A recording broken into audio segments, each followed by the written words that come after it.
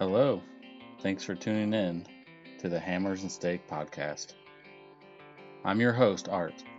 This podcast is all about construction from the beginners to the professionals. There are a lot of us out there, from the ones who work hard and know exactly what they're doing to the ones who look at something and say, hey, I want to change that. I definitely want to change this. So you do it.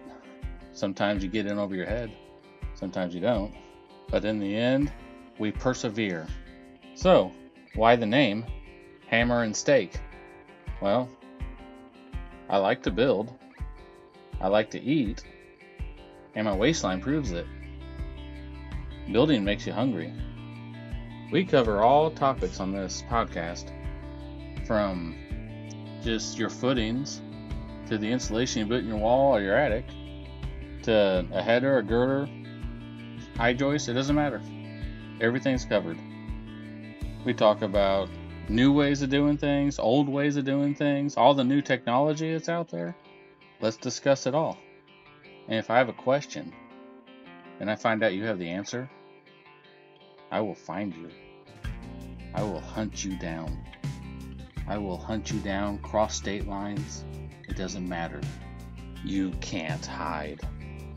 And when I finally reach you, I'll sit down and I'll talk to you. We'll have an amazing conversation about whatever the topic is. It'll be awesome. But today, I'll just introduce myself. I'm Art, and I've been in construction since 2003, building brand new homes from the ground up. Let me tell you how I got started.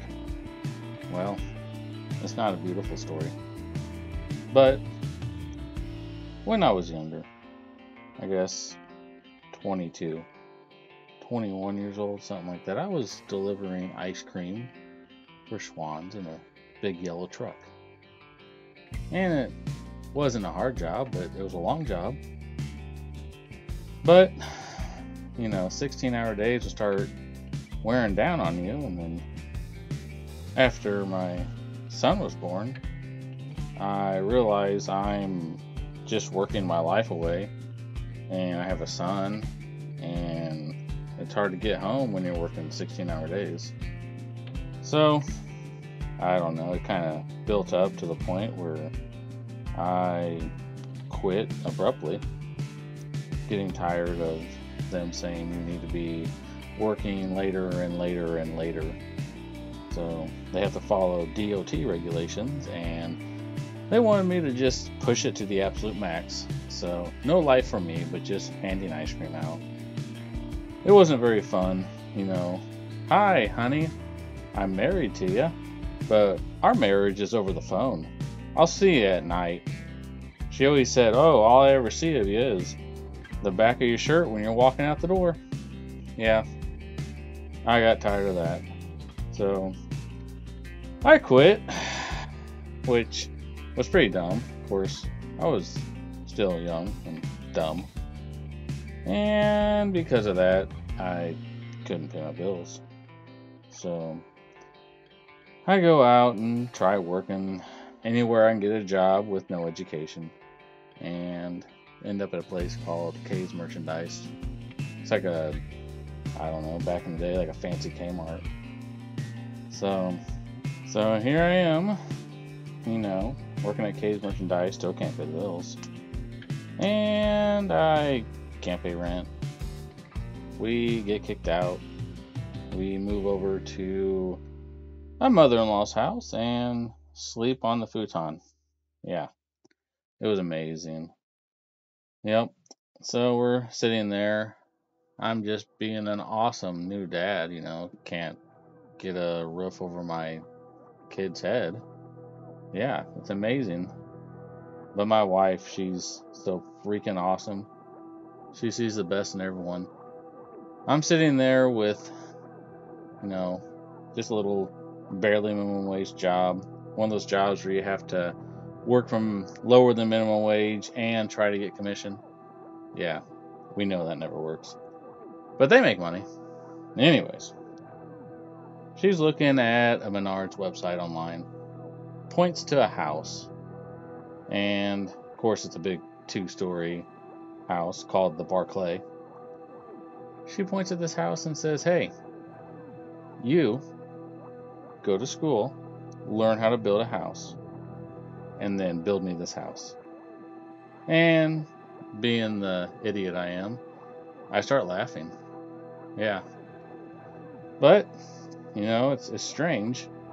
Right after she said that, there's a school and opens up, and it's a 2-year course, and it teaches you how to build a house. So I sign up for it. And right when I sign up, the old K merchandise job, it starts to shut down. So here I am. Now I'm in school. And I made up just enough money to go rent a place so I can at least get off my mother-in-law's futon.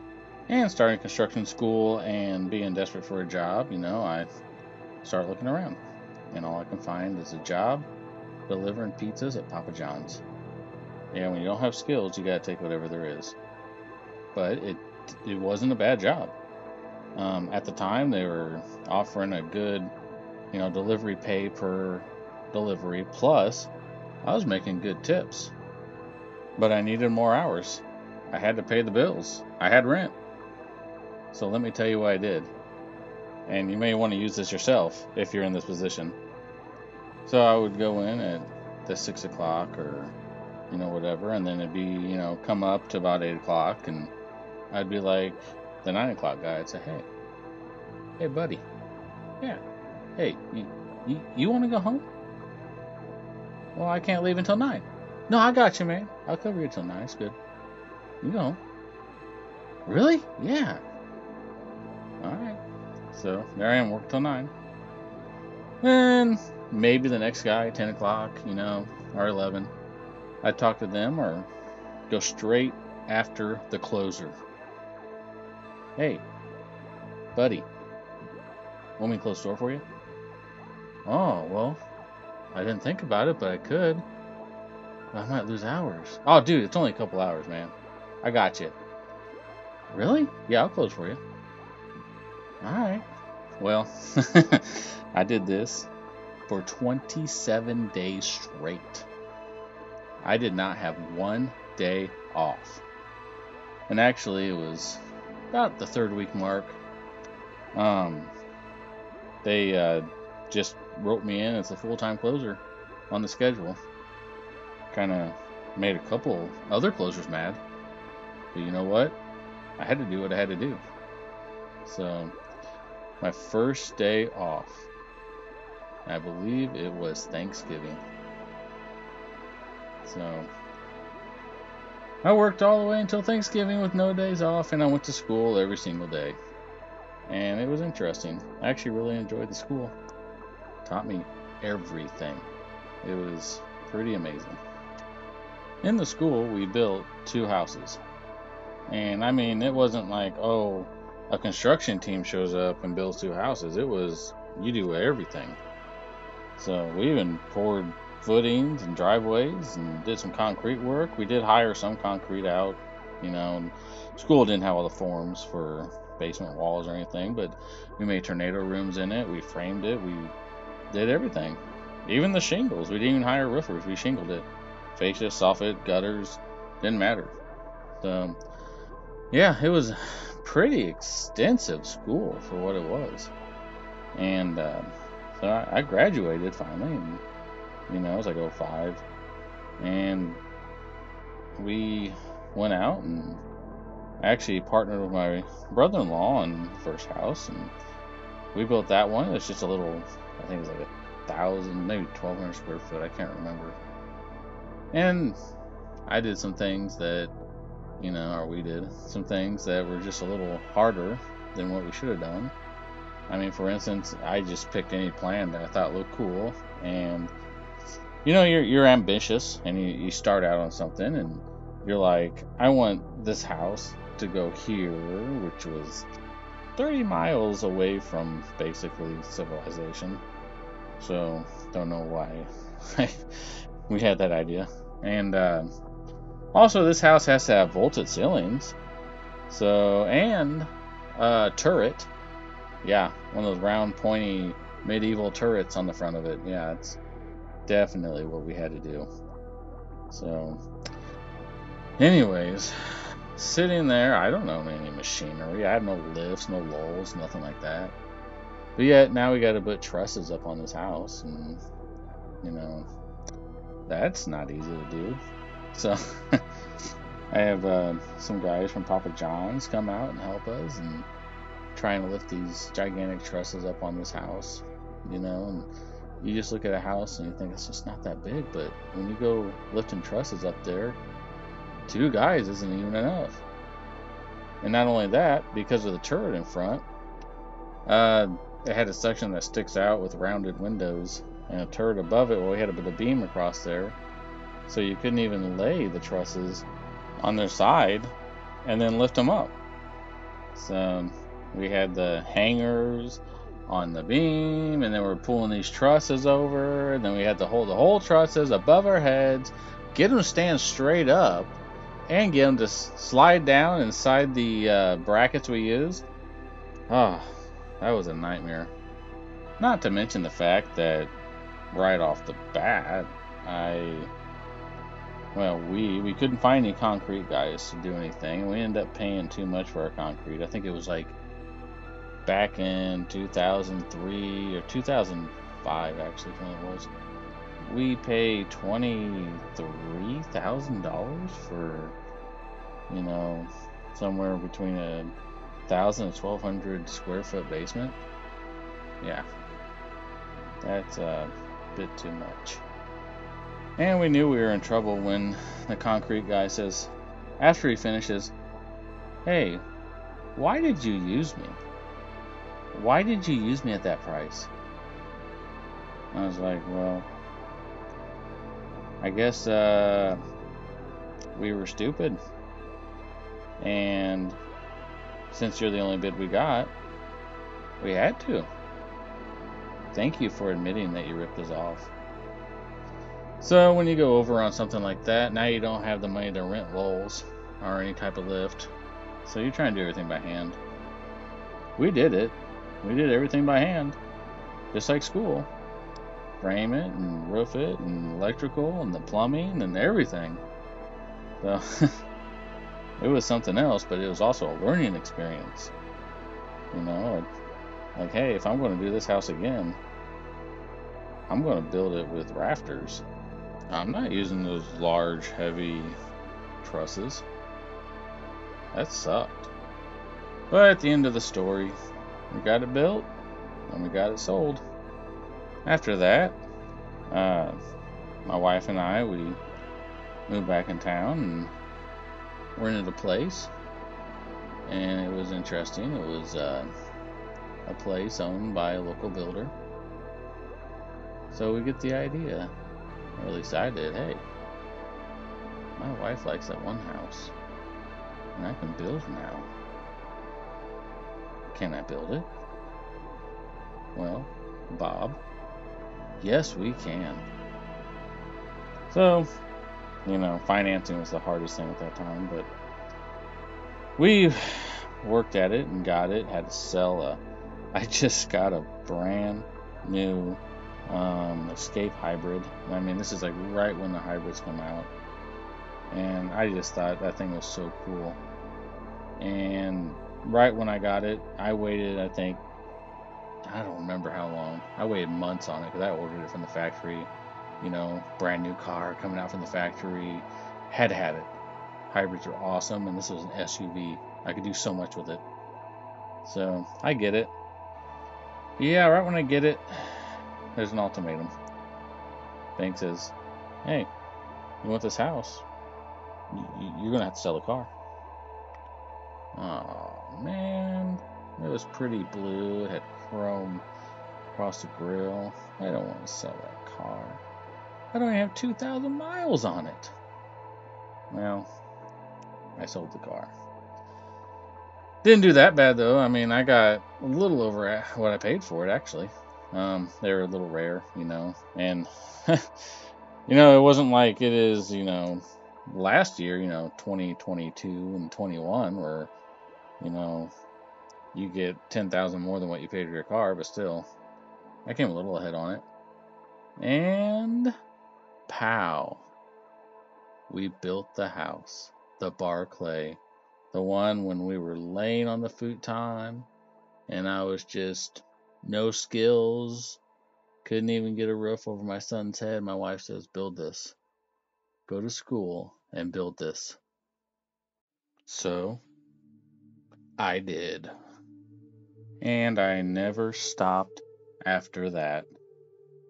And we don't live in it. We just kept building and moving on. So, yeah, that's how it started. And ever since then, it's just new construction after new construction, except for one renovation. I bought a house that was a 1-bedroom, and basically I just added a master suite and extra bedroom on the back of that. And the history of the house actually ended up being pretty cool, and I really dug into it to figure it out. The backyard of the house, it was kind of like at an angle. And it was real weird because all the properties were just coming up in this slightly curving angle. It just kept curving. And when I got under the house, I had a crawl space, and it looked like someone dug it out and put some new cinder block walls. They made a new foundation for it. When I got down there and looked up, it was like just half log beams going all the way across. And it was spanning like 30 feet. The house had a sag in the middle, which I ended up putting a beam in, raising that up level. But it was neat to find that it had that. And then when I went to do the siding, this house has been added on twice. They put a big loft on the top in the attic and popped the roof up, and then put a little kitchen section on the back. But the original house had log siding. This was just a log cabin, and that's all it was. So it was old. And to come find out, that curve in the back was actually old railroad tracks that they've taken out. And the history behind them was very neat, because I learned later that during the Lincoln Douglas debates, as the train tracks that Lincoln and Douglas, they would ride on the train, and they probably saw that log cabin sitting there, and that would have been just outside of town at the time. So that was really cool. So just thinking that you're working on something that, maybe Lincoln saw just at a glance, riding by. But to get back to it, yeah, we did that, and then got that one nice and lived in it for a while. And there was this neighborhood we lived in a while back, and we rented a place there, and there's this lot that I always walked by, and my wife always walked by, and we always liked that lot. And once I even caught the guy that was mowing, and I even said, hey, I don't know who you're mowing for, but can you let him know I'm interested in the lot? Of course, I didn't hear nothing. So, sitting there looking at real estate one day, and because I was a realtor for like 6 years, and I saw that lot come on the MLS, and I thought, wow, I'm going after that. And my wife knows I'm serious because I'm running to the courthouse and I'm looking at stuff, and she was like, wow, he's really into that. And I just ran out the door and said, hey, I'm putting an offer on that lot. And she's like, well, okay. So, yeah, I got that lot and decided this time I'm going to build a nice tall 2-story, but I'm not hiring out any framers or anything. I'm going to frame it myself. Yeah. Or the plans, and the girders and the beams are all completely different than what I was expecting. And it ended up being a lot more work than what I was expecting. I still to this day don't understand why it's, built that way, but It was not an easy house for a guy to build by himself. 2 stories tall. I didn't lower the pitch on the roof, so it was an 812 pitch roof. I used no lulls, no lifts, nothing. And I built the first floor, Well, I framed the basement out, went all the way around the perimeter on the inside with 2x6s, and built walls that, needed down there for support. Then, did my OSB subfloor, built the first story walls, which was actually half of it was a garage, half of it was a basement with a floor above it, which is where your living room and kitchen was. Then the whole upstairs goes all the way across the garage. So it's almost kind of like a split level, but it's like full 2 stories. Then, of course, when I got to the top, I did rafters because I was not putting trusses up there. I can handle a rafter. And I put the ridge beam up first, and then I mark all my spots, and I put my rafters up because they're not heavy. And I hate trusses. I don't know if you figured that out yet, unless you have a lift. But anyways, I did get that done. And I did all the plumbing, all the electrical, all the windows.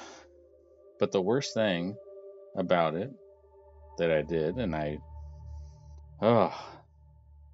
know that you guys listening, I know you've had to have this before. I decided to do all 2,500 square feet of 9-foot drywall. Yep. I'm going to do it all the drywall.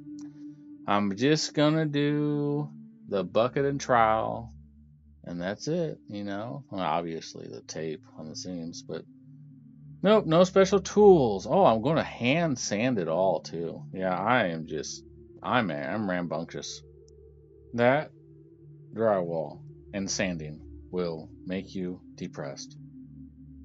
To this day, my shoulder is not the same. It was so hard. And, of course, my rule is if you're going to hang it yourself, the only drywall I'm using is 4 foot by 8 foot because I got to carry it in. I carried it all in too. I didn't hire a company to come put it in the house like I should have. But I carried every piece in. So every piece upstairs came in, went upstairs. Yeah. Woo! That was, I don't even know what that was. I would never do that again if I had to. It was just absolute misery. But when you're one guy doing a house and you're trying to get it in budget, yeah, that's kind of what you end up doing. Money talks, and money can make you do stupid things. But, I also had some skills. And I'll tell you a funny story. I had the upstairs platform done, the second floor, all flat. And during this time, they were building condos. They just bought the land all around the place where I was building. And they bought the land all the way around it. And they had a crew. Now, they had many crews. They come in. I mean, they were building condos. They're just 1 story, but they're just building condos and doing the, windows and siding and roofing. And I'm up there on the, platform, which is the second story before no walls. And I literally can hear them talking about me. And, he DIYers. Everyone that drives by is a rubbernecker. Their neck just completely twists because their head turns all the way around 180 degrees, 360 sometimes. I've seen it. And they got to see what you're doing. But I hear them talking. And I made a sled going up to the top story at an angle, some 2x6s nailed together, and a little sled cart I put on it, and a Harbor Freight lift that I tied to it. And I would put my lumber on it and whatever I need, and I'd go up there and I'd hit the button, and that thing would pull the lumber up, and you got her. We got it up. So I carry the windows up, and I got a little trick up my sleeve. So I get these things called wall jacks because I'm thinking, hey, these are neat. and basically go on a 2x4, and they will jack a wall up for you so you don't lift it. Well, because of that, you can do a heavier wall. So there's a 15-foot wall in the front of the house, second story. I lay it out, I nail it together, I do my header, and I sheet it on the ground, and I house wrap it on the ground. And I pick the window up, it has a big window in it, and I carry it over. And I even hear him saying, "He's just moving windows around." I heard it plain as day. So I put that in there, and they can't see what I'm doing. And you literally just hear them talking about you and looking up at you. So the building inspector shows up, not at my site, but for theirs. And as he drives across the front of the house, and this is the front wall on the second story, I have 2 wall jacks that I set up, and all they can see is 2 2x4s sticking straight up in the air. And, what is he doing? And I'm too scared to get close to him because I don't want to get anywhere under this wall if it falls. So these wall jacks, you got to get a pipe that sticks in them, an iron pipe. And I don't remember the exact size, but I got 2 10-foot ones. And I stand back, and everyone sees me, and I start pumping up and down, and I look like I'm just flapping my arms like a bird up there. And all of a sudden, this wall starts rising up 15 foot across with windows and house wrap already on it. And the driver of the building inspector is driving by as I'm doing this and looks over and sees a gigantic wall going up right in front of him. And he just slows down. And you know what? At that time, all the drills stop, all the saws stop, everything was silent as I'm flapping my arm like a bird, raising this wall up into the air until it gets to the front where I have a post, and it goes thump and falls directly in place. And from that day forward, I never heard another word from those workers. And that's what we call taking them to school. If you have a story like that where you used your brain instead of your brawn, let me know. I'd love to hear it. So I'll tell you another story about that house. When it got time to do the sheeting on the roof, I still did it, but I was stupid and didn't lower the pitch. I left it at a 812. So it's steep, and I guess if roofers will say you can kind of walk on that, but you're not going to be comfortable, and it's a little creepy. Well, not me. That was just absolutely creepy. So after building the rafters, putting them up, you don't want to take them down, obviously. So I'm going to sheet them. So I actually took my sheeting and I cut it longwise so that it would only be 2 foot by 8 foot. And then I was able to just, because 8 foot tall, place them onto the second story. And then I went up and I would stand up on my joist, ceiling joist, and be in the rafters. And because it wasn't such a heavy board and only 2 foot, I was able to hold them in place and keep them right on my line that I put across. And I would nail them all the way up to the very top. And then I'd only have to get on the roof once. So I'd put these pieces up there, and I went all the way up, and it's nice not having to fight that. Like I said, I'm one guy building, so it worked out real good. Of course, I used some builder clips on it. I actually doubled them up. Didn't want them to be too soft in the middle, and it all worked out fine. Of course, I was lucky I had the rafters up there and I don't know, this is probably just the way it works in construction. I just finished putting the rafters up on this house. And, you brace it the best you can. But, I'm like, okay, tomorrow I'm going to go out there and we'll start sheeting. Well, I knew it was going to be some rain, so I was like, well, the next day. But I go home, and this is what I hear all night.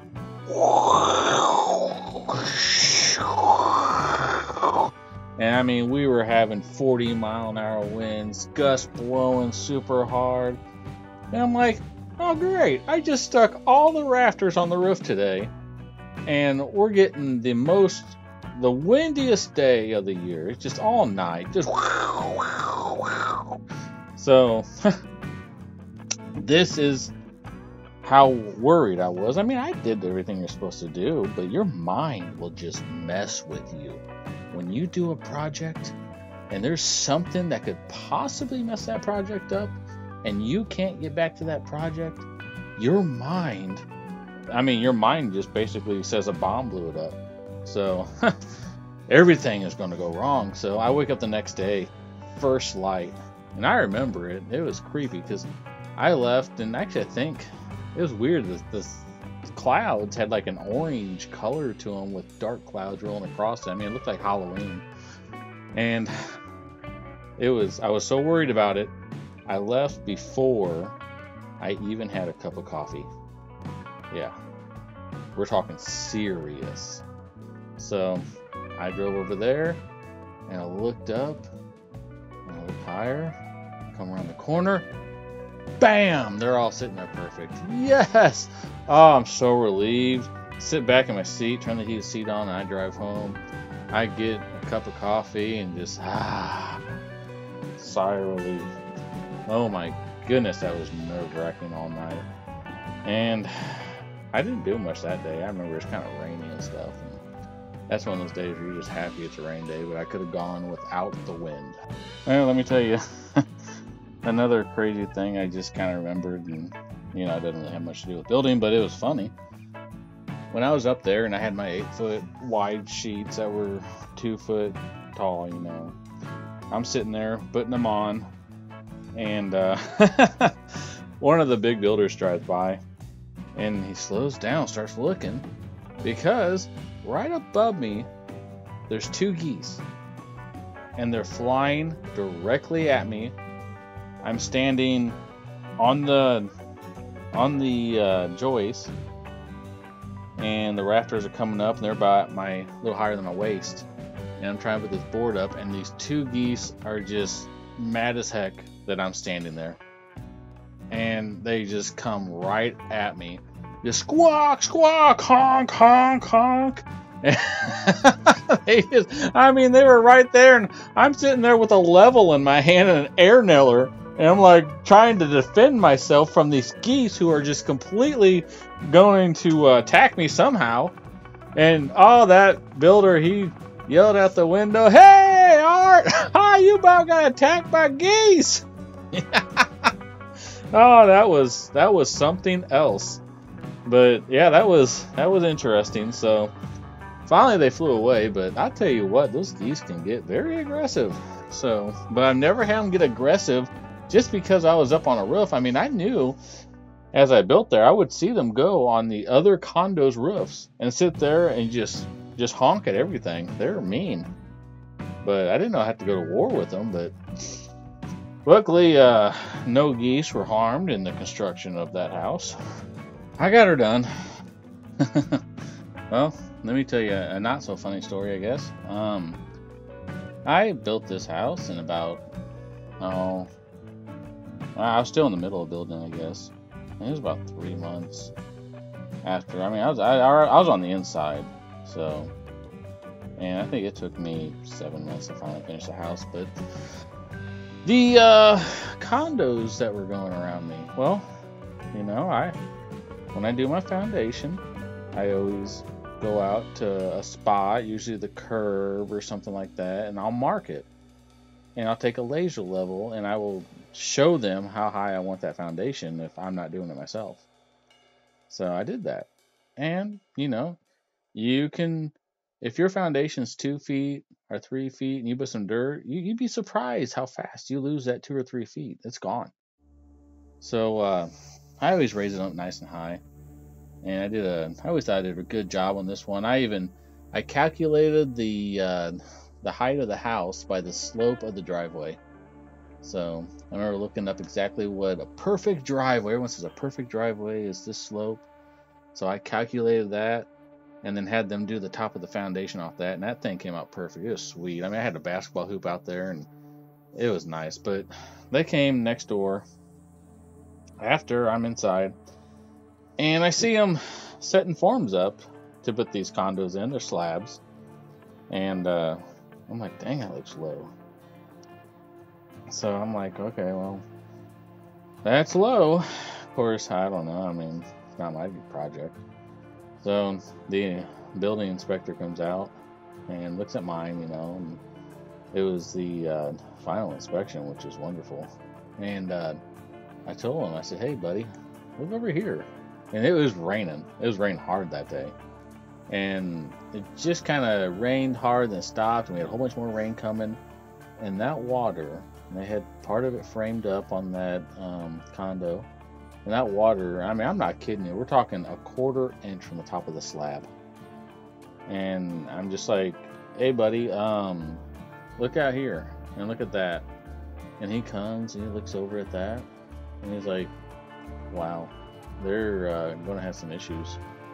And I said, yep, they sure are, because they put their foundation on the ground. And I actually went out there later and I measured it. I shot off the curb with my laser level and walked over to their foundation, and they were an inch under the curb. So, yeah, that's not good. Water goes down. So, they built some kind of swimming pool. Well, not a swimming pool, but it was like a swimming pool because that's where the water is going to go. So later on, I get a call from the guy that owns the condos. And he calls and says, hey, did you change anything? And I said, change anything? He says, yeah, about your gutters. And I put like a pipe on my gutter and kind of ran it off to the side where it's supposed to go. And it was kind of washing some dirt away. So I didn't want that washed away anymore. So I kind of ran, towards the end. And he's like, yeah, you're flooding my condo. And I said, oh, really? And he's like, yeah, can you move your pipe? And I said, well, I hate to tell you, but your condo is lower than the curb, so there's really nothing I can do with my pipe to help you. And I actually think, and I don't know, this is all speculation now, I actually think that he did talk to the inspector. The inspector talked to me later and just kind of, they're kind of bound. They can't say stuff, but he was dropping some hints that he had a call and he was talked to. But he was basically saying that my house was too high up and that it was built in a way to flood his. Well, I don't see how that could be when I was already inside my house on the second story and the roof was already on when they were doing the foundation on theirs. So you got to be careful when you do these foundations. You always got to think of water going away. But if you build lower than any path away for the water, you'll have trouble. Well, the whole time I lived there, I think, oh man, I've seen people move in that condo and leave instantly. And I guarantee it had to have a smell, had to have water damage, it had to have issues. I would look out there and just see the water all the way up to the siding. And I mean, if the water's going to the siding, there's nothing really going to protect the condo.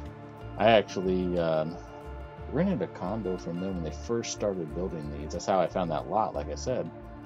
And they didn't put any seal plate, well, the seal foam under your seal plate on the bottom and where it connects to the concrete. And actually, we would get crickets and they'd come in under the walls.